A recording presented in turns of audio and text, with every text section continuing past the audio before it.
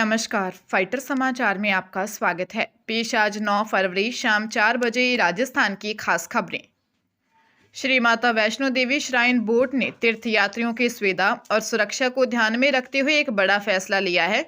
जम्मू कश्मीर के उपराज्यपाल मनोज सिन्हा की अध्यक्षता में हुई बोर्ड की बैठक में यात्रियों के लिए व्यक्तिगत दुर्घटना बीमा कवर को 5 लाख रुपए से बढ़ाकर 10 लाख रुपए प्रति व्यक्ति करने की मंजूरी दी है।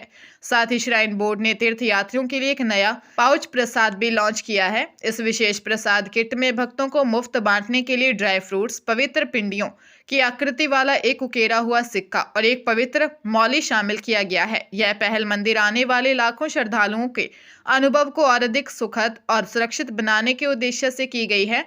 इस निर्णय से प्राकृतिक आपदा या दुर्घटना की स्थिति में प्रभावित परिवारों को अब पहले के मुकाबले दोगुनी आर्थिक सहायता मिल सकेगी।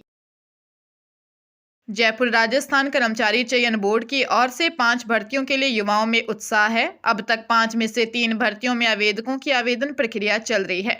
इन भर्तियों में आवेदन के लिए बेरोजगार संख्या 3 लाख के पार चली गई है। सभी के लिए आवेदन की अंतिम तिथि फरवरी में ही है। चयन बोर्ड ने स्पष्ट किया है कि अभ्यर्थी समय रहते आवेदन कर दें। अंतिम तिथि में किसी भी स्थिति में बढ़ोतरी नहीं की जाएगी। 8 फरवरी तक वनपाल भर्ती में 3,14,000 से अधिक, एलडीसी में 3,98,000 से अधिक, लैब असिस्टेंट में 3,37,000 से ज्यादा आवेदन हो चुके हैं। साथ ही 3 भर्तियों के लिए तो अंतिम तिथि में महज 3 दिन बाकी हैं। हरियाणा के यमुनानगर में सिटी मॉल और वरियाम अस्पताल में अंधाधुंध फायरिंग कर दहशत फैलाने वाले 3 बदमाशों को पुलिस ने मुठभेड़ के बाद गिरफ्तार कर लिया। यह मुठभेड़ गांव सुडेल के पास हुई, जिसमें दोनों ओर से करीब 30 राउंड गोलियां चली। पुलिस की जवाबी कार्रवाई में बदमाश नितिन और गुरलाल के पैरों में गोली लगी, जबकि तीसरा आरोपी सागर बाइक से गिरकर घायल हो गया। मुठभेड़ के दौरान सीआईए प्रभारियों को भी गोलियां लगी, लेकिन बुलेट प्रूफ जैकेट की वजह से उनकी जान बच गई। शुरुआती जांच के अनुसार आरोपी कुख्यात गैंगस्टर काला राणा और नौनी राणा गैंग से जुड़े हैं। शनिवार रात इन्होंने अस्पताल और मॉल पर 15 से अधिक राउंड फायरिंग की थी और मौके पर गैंगस्टर के नाम की पर्ची फेंकी थी।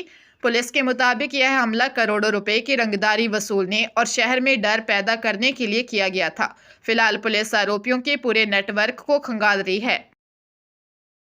विधानसभा में नेता प्रतिपक्ष टीकाराम जूली ने भाजपा सरकार पर हमला बोला है। जूली ने कहा कि जिन लोगों ने अरावली की छाती चीरकर उसकी हत्या की साजिश रची, आज वे ही ढोंगियों की तरह पर्यावरण संरक्षण का उपदेश दे रहे हैं। जूली ने सरकार की कार्यशैली को आड़े हाथों लेते हुए कहा कि प्रदेश में काम हो न हो, लेकिन सरकारी विज्ञापनों और ब्रांडिंग का खेल जोर शोर से चल रहा है।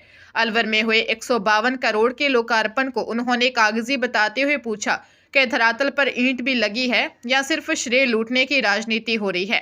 2 साल वर्सेस 5 साल के जुमले को जनता मजाक समझती है। जूली ने कहा, मुख्यमंत्री जी, ईआरसीपी के नाम पर जो साफा बंधवा कर वाहवाही लूटी थी, उसका क्या हुआ? वह योजना आज किस ठंडे बस्ते में है? उन्होंने जेजेएम के दावों को सफेद झूठ करार देते हुए कहा कि मुख्यमंत्री अपनी पेट खुद थपथपा रहे हैं, जबकि जनता एक एक बूंद पानी के लिए त्राही त्राही कर रही है।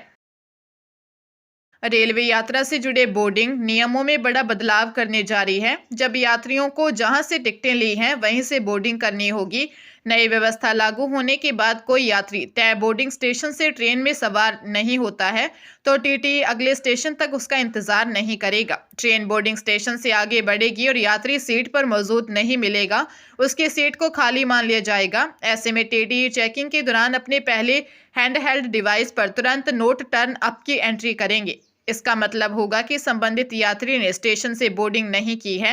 एंट्री होते ही वह सीट सिस्टम से खाली मानी जाएगी और टीटी के पास उसे रोक कर रखने का कोई ऑप्शन नहीं रहेगा। रेलवे के इस बदलाव का सबसे ज्यादा फायदा वेटिंग और आरएसी टिकट पर सफर कर रहे यात्रियों को मिलेगा। जैसे ही सीट खाली घोषित होगी, रेलवे का सिस्टम अपने आप अगली वेटिंग लिस्ट वाले यात्रियों को वह बर्थ अलॉट कर देगा। चूरू जिले के रतनगढ़ में मेगा हाईवे पर रीको तिराहे के पास हुए एक दर्दनाक सड़क हादसे में 2 बाइक सवार युवकों की मौत हो गई।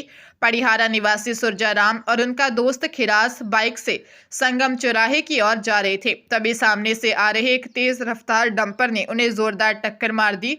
हादसे में दोनों युवक गंभीर रूप से घायल हो गए। उन्हें तुरंत रतनगढ़ के जलान अस्पताल ले जाया गया, जहां से गंभीर हालत के कारण उन्हें चूरू के डीबी अस्पताल रेफर कर दिया गया। हालांकि अस्पताल पहुंचने पर डॉक्टरों ने दोनों को मृत घोषित कर दिया। रतनगढ़ पुलिस ने डंपर को जब्त कर लिया है और मृतक के भाई बनवारी की रिपोर्ट पर आरोपी चालक के खिलाफ मामला दर्ज कर लिया है। पुलिस फिलहाल फरार ड्राइवर की तलाश कर रही है। दिल्ली क्राइम ब्रांच की साइबर सेल ने डिजिटल अरेस्ट नामक साइबर ठगी का गिरोह का बड़ा खुलासा करते हुए 2 मुख्य आरोपियों अनीश सिंह और मणि सिंह को गिरफ्तार किया। आरोपी लोगों को पुलिस अधिकारी बनकर डराते थे और मानसिक दबाव बनाकर उनसे मोटी रकम वसूलते थे।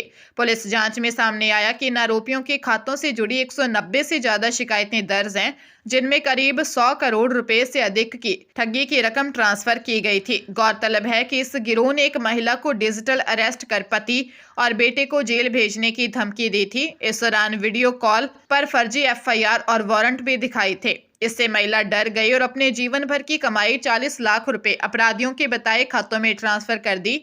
मामले में बाद में एफआईआर दर्ज करवाई गई थी। भीलवाड़ा जिले के भगवानपुरा कस्बे के बयावर भीलवाड़ा नेशनल हाईवे 158 पर हरिपुरा चौराहे के पास एक कार ट्रेलर से टकरा गई। हादसे में मकराना के रायतलिया गांव निवासी एवं वर्तमान में जयपुर निवासी 30 वर्षीय व्यापारी नागेंद्र सिंह की मौके पर ही मौत हो गई। व्यापारी नागेंद्र सिंह जयपुर से भीलवाड़ा की ओर लौट रहे थे। इसी दौरान हरिपुरा चौराहे पर हादसा हुआ। नागेंद्र का जयपुर के मालवीय नगर में मकान है और परिवार वहीं रहता है।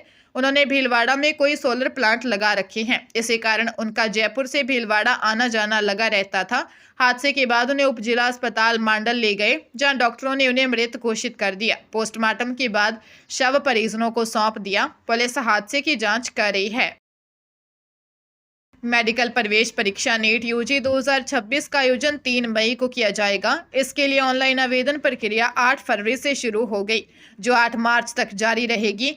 एनटीए ने आधिकारिक वेबसाइट पर नोटिफिकेशन जारी किया है। देश भर के 824 मेडिकल संस्थानों में उपलब्ध 1,29,603 MBBS सीटों पर प्रवेश के लिए 24 लाख से अधिक विद्यार्थियों को इस परीक्षा का इंतजार था। वर्ष 2025 की तुलना में इस वर्ष MBBS सीटों की संख्या में लगभग 15,000 की वृद्धि हुई है। कैरियर काउंसलिंग एक्सपर्ट्स के अनुसार यह परीक्षा पेन एंड पेपर मोड पर एक ही पारी में आयोजित होगी। परीक्षा का आयोजन देश के 552 शहरों तथा 14 विदेशी शहरों में किया जाएगा। परीक्षा की अवधि 3 घंटे होगी, जिसमें कुल 180 प्रश्न पूछे जाएंगे। इनमें फिजिक्स और केमिस्ट्री के 45 प्रश्न तथा बायोलॉजी से 90 प्रश्न शामिल होंगे। पंजाब के तरनताਰਨ के अमृतसर खेमकरण मार्ग पर भिक्कीविंड के पास एक दर्दनाक सड़क हादसे में मां बेटे की मौत हो गई। असल उत्तर गांव के दविंदर सिंह अपनी पत्नी प्रभजीत कौर और 5 साल के बेटे फतेह सिंह के साथ साली की शादी में शामिल होने गांव फतेहपुर जा रहे थे। भिक्कीविंड के पास उनकी कार आगे चल रही मिट्टी से भरी ट्रैक्टर ट्रॉली से टकरा गई। टक्कर इतनी भीषण थी कि मां बेटे ने मौके पर ही दम तोड़ दिया। कार चालक दविंदर सिंह गंभीर घायल है और अस्पताल में उपचाराधीन है। दुखद पहलू यह रहा कि हादसे के बाद मानवता को शर्मसार करते हुए कुछ असामाजिक तत्व मौके से क्षतिग्रस्त कार के 3 टायर और LCD चोरी कर ले गए। घटना के बाद पूरे गांव में मातम पसरा हुआ है। पुलिस ने मामला दर्ज कर फरार ट्रैक्टर चालक की तलाश शुरू कर दी है।